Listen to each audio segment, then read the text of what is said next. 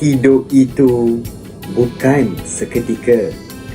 Hidup itu penuh cabarannya. Asam pedas, gula Melaka. Pentadbir Norbi Husin, penulisnya. Assalamualaikum dan salam sejahtera saya ucapkan kepada barisan panel hakim yang arif lagi bijaksana, barisan guru yang saya sanjungi, serta pelajar-pelajar dan peserta yang saya hormati sekalian. Sebagai pembuka tirai bicara buku saya, sebuah soalan ingin saya sampaikan kepada para hadirin sekalian.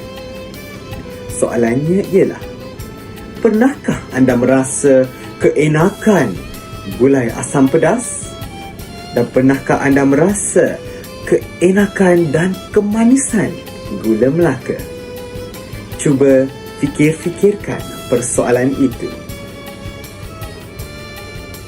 Hadirin yang dihormati sekalian, buku Asam Pedas, Gula Melaka karya Norbi Husin.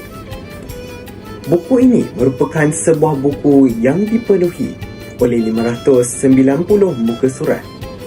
Buku ini sebenarnya secara ringkas merupakan diari kepada penulis Norbi Husin yang telah menceritakan hidup beliau sebagai seorang pendidik di negara kita, Malaysia.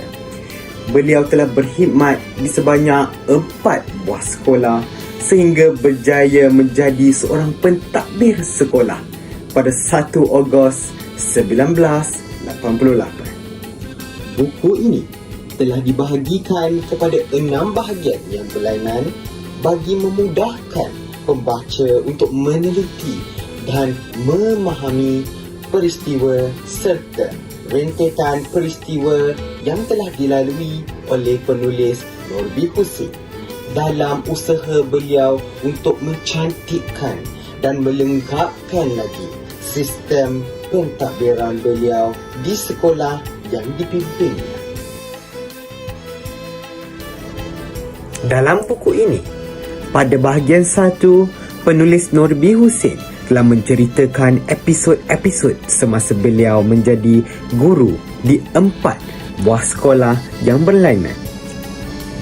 Beliau berkata bahawa pengalaman bekerja di bawah 8 orang pengetua dan 7 orang guru penolong kanan sememangnya antara tangga kejayaan beliau untuk menjadi pentadbir sekolah yang hebat dan berwibawa.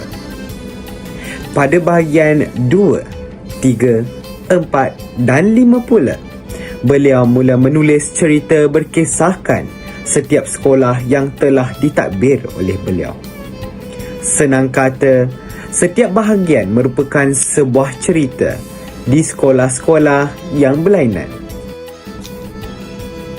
Dalam bahagian 6 pula, penulis telah sertakan beberapa pandangan dan komen daripada para pendidik yang pernah berkhidmat di bawah pentadbiran beliau.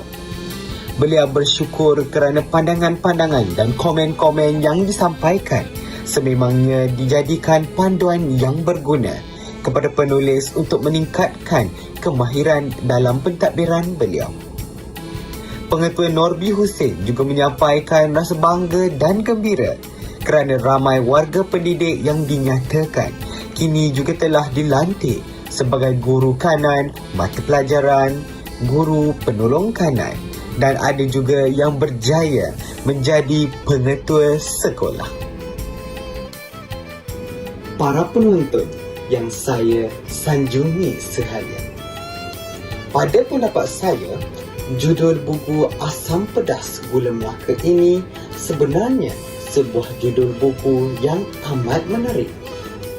Pada pendapat saya, penulis telah memberikan judul sebegini adalah kerana terdapat peristiwa dan cerita yang menerangkan suka, duka, pahit dan manis penulis yang disertakan dalam buku ini. Cuba para hadirin bayangkan perasaan suka menikmati gulai asam pedas masakan ibu, perasaan duka apabila kepedasan menyerang deri rasa kita ketika menikmati gulai asam pedas ibu. Rasa pahit ketika merasa gula Melaka yang hangus, serta rasa manis kuih muih gula Melaka yang dijadikan pencuci mulut dalam cuaca. Hadirin yang dihormati sekalian, jika ingin saya untuk mengupas keseluruhan buku ini, saya bimbang Tuan Masa tidak akan mengizinkan perkara tersebut untuk berlaku. Oleh yang demikian, di sini saya ingin berkongsikan antara bahagian daripada buku ini yang saya kagumi dan sanjungi daripada hidup penulis Norbi Husin ini. Bagi saya amat menghayati dan mengkagumi kehebatan serta kesungguhan penulis Norbi Husin dalam meningkatkan prestasi sekolahnya.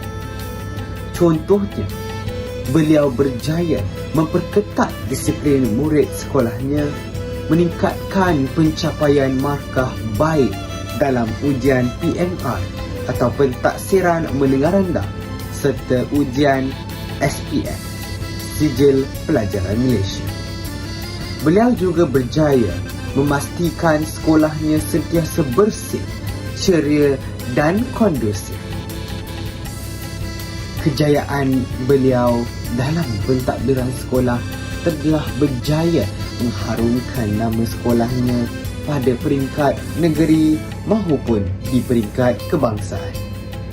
Contohnya, sekolah beliau pernah sekali menjadi Johan Sekolah Harapan Negara peringkat kebangsaan dan juga pernah sekali dilantik dan dianugerahkan anugerah khas daripada Menteri Pendidikan.